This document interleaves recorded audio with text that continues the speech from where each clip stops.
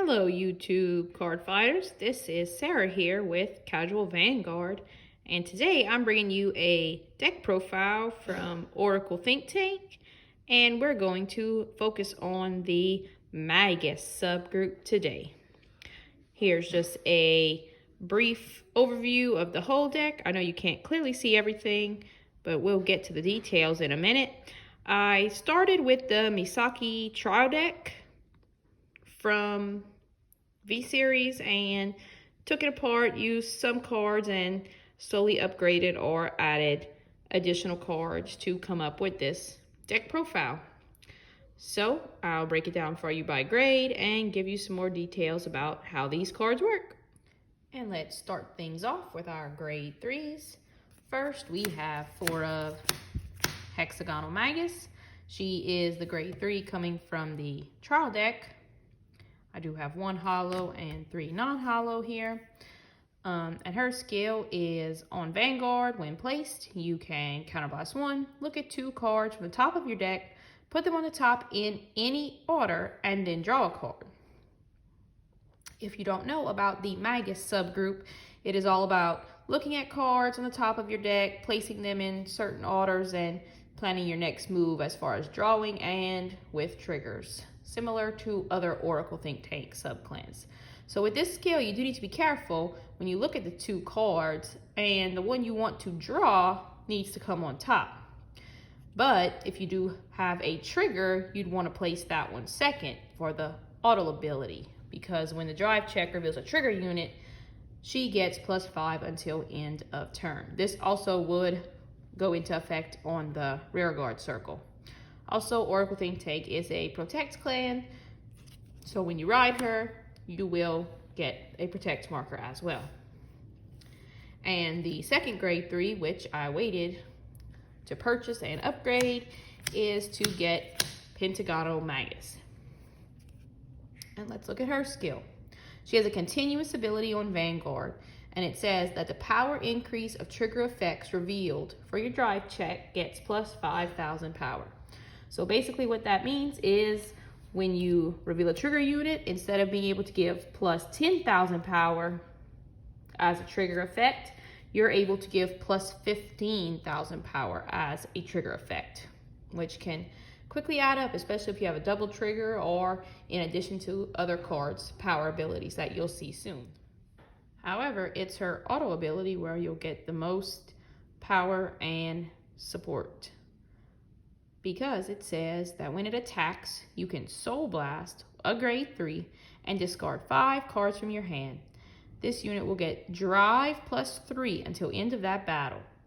And you can reduce this cost of discarding cards by the number of rear guards with Magus in their card names in the front row, so that discarding 5 can become discarding 3, which still seems like a lot, but when you think about drive +3, that means you'll be drive checking 5 cards and adding them to your hand.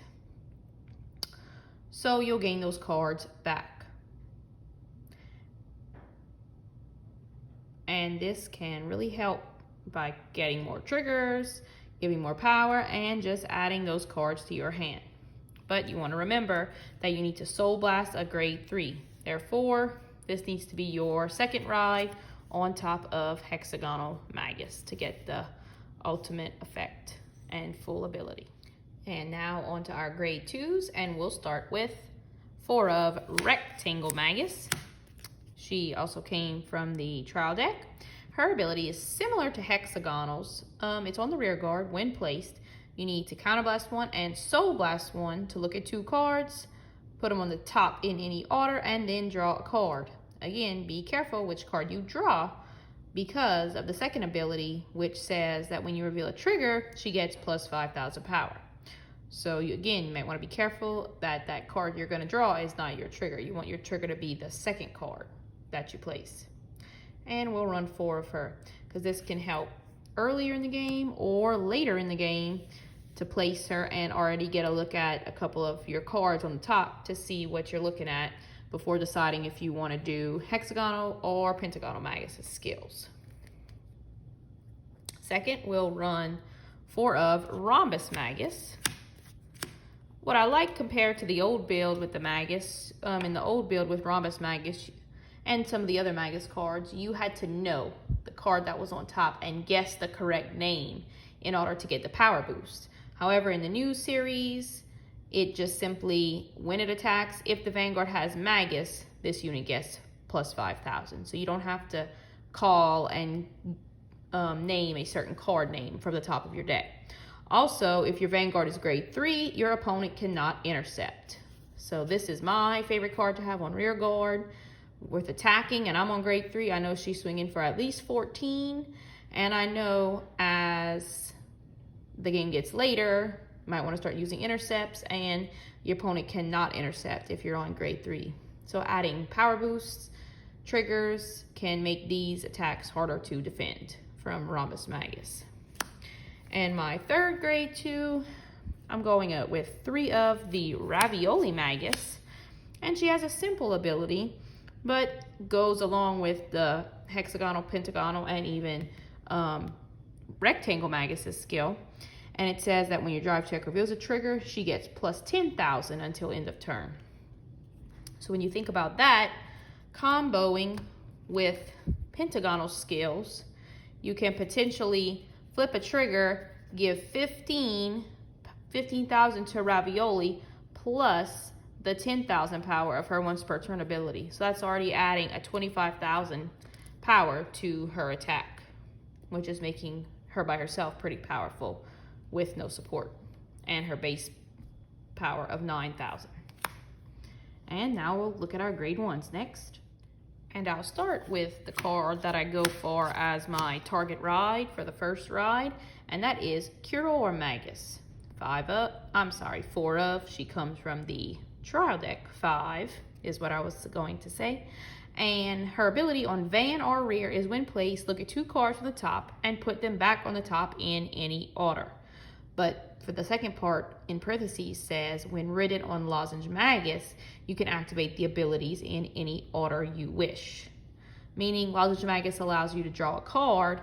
So if you want to draw a card first, take a chance, or you can do her skill, look at your 2 cards, put them on top in any order, and then you're able to choose the card that you want to draw. So this is your go-to first ride, and even later in the game can help you to look at some cards as well. Next, I run 4 of Penne Magus. Her ability is similar to Ravioli Magus, that when the drive check reveals a trigger, she gets a boost up. Plus 5 instead of plus 10, but she is a grade 1. So that makes 13,000 support, or you can even use 13,000 as an attack if need be, if you are lacking in grade 2 support in the front row. So quick, easy effect that goes with the deck to boost up your power quickly. I'm running 3 of Ripus Magus. Rear guard ability. Now she needs to boost. When she boosts, if you have a Vanguard with Magus, she gets plus 5.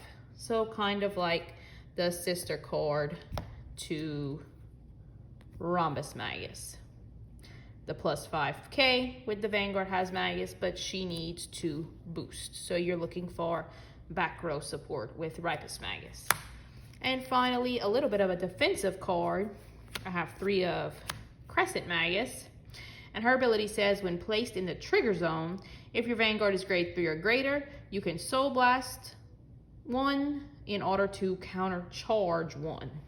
So just a little bit of a defensive ability, whether you're flipping it for your triggers, drive checks. With those extra drive checks can help you to counter charge 1 if you're running out of counterblast to pay for other cards' abilities. And sorry about that lighting. That is our grade 1 lineup. And finally, let's go to our zeros. Our obvious starter is Lozenge Magus, the base starter from Oracle Think Tank. When rolled upon, draw a card. And remember to use in conjunction with Cure Magus' skill. And for our triggers, going with 8 critical triggers. I do have 4 of the Draw Trigger Sentinels. That's weather forecaster missed. I was glad to pick this up to be able to use in my Oracle decks. Love the artwork. Pretty card. And finally our heel trigger, 4 of Sphere Magus. I've really only played this deck with Protect 1. Haven't tried it with Protect 2. So with Protect 1, you end up with lots of Sentinel Guard, either from your Protect markers or your 4 Sentinels in hand. And with all those extra drive checks, you can outlast a lot of attacks from Force decks and even Excel decks. So I've been pretty successful with this deck, playing casually, of course, just with my husband, tabletop. But it does give him a bit of a challenge when I have a handful of cards and continue to guard and guard everything. So I hope you enjoyed this deck profile. Please like, subscribe to our video and this channel to help our channel get going. And thanks again. Keep card fighting.